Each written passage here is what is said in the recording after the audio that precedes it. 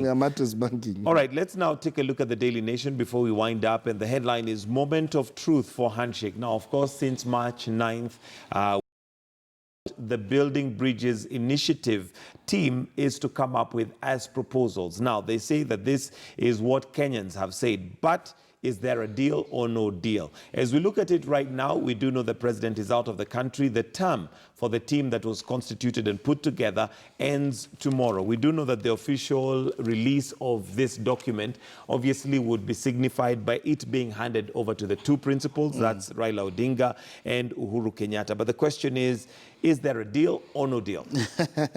That's what Kenyans are asking themselves, if there will be a deal or no deal. But looking at I look at it in terms of cost benefit or value for money, because this BBI committee has consumed around 10 billion.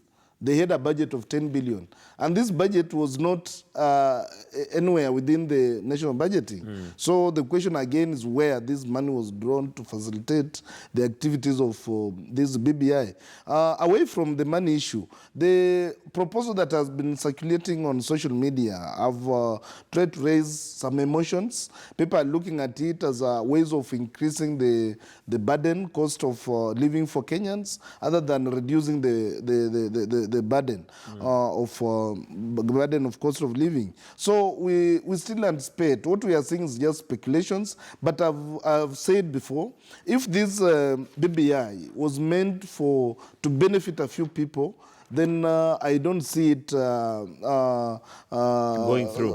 through or succeeding. But if it will cater for the general benefit of the population, of the citizens, then people might be willing to support it. Otherwise, BBI, as I look at it, is something that was crafted in a hurry.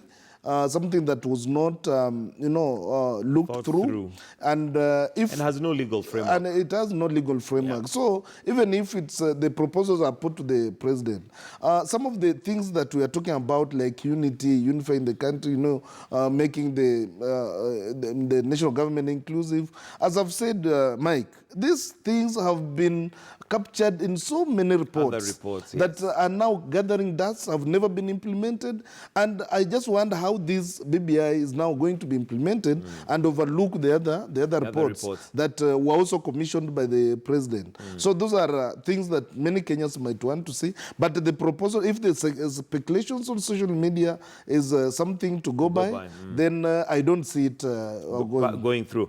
All right, we only have 7 days before the end of October, and of course that's part of the deadline. Speculation.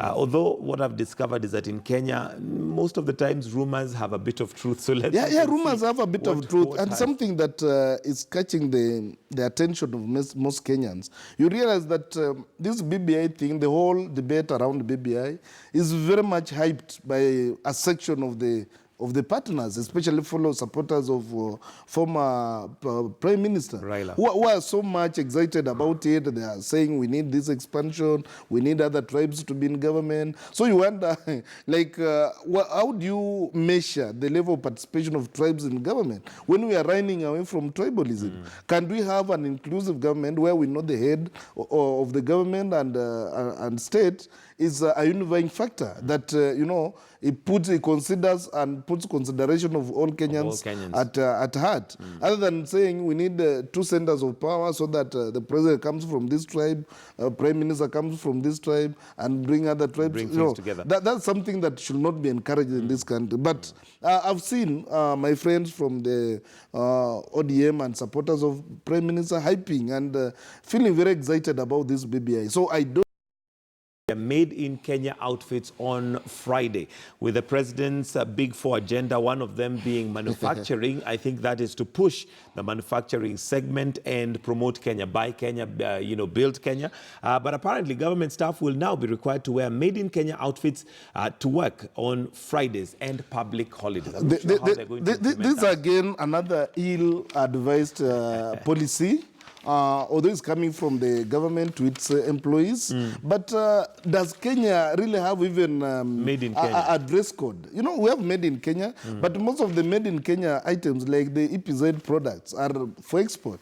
We have companies manufacturing jeans in this country and are just official clothes. So if I dress in traditional wear, does it mean that's now made in Kenya? And this can be found in Uganda. You can buy items from Nigeria. You know, all these countries, Ghana, people travel a lot and they bring in these fabrics. So how will you measure that this dress that Mike is wearing today is made in Kenya? Well, what they'll do maybe is have to go through the labels. Maybe, you know, like normally how the security guards check your... Now they will be checking the label. They'll be but checking but the I label. can buy my clothes from anywhere and just put a sticker, Well, made in Kenya. Let's hope so these are very ill-advised. What the government could have done is to ensure that they give incentives to manufacturing companies, those who are doing cloth and garment wear, so that they have competitive advantage against those that are coming in. So if you are given incentives like, giving ultimatum that all civil servants should be wearing made in Kenya things, very soon we'll be told to buy made in Kenya phones when there are no made in Kenya phones. All right, that's where we're going to have to wind up the newspaper review this morning, and do get yourself a copy of the dailies and get more stories that are in there. It's now 7 o'clock. We are going to take a short break. When we come back, it's time for us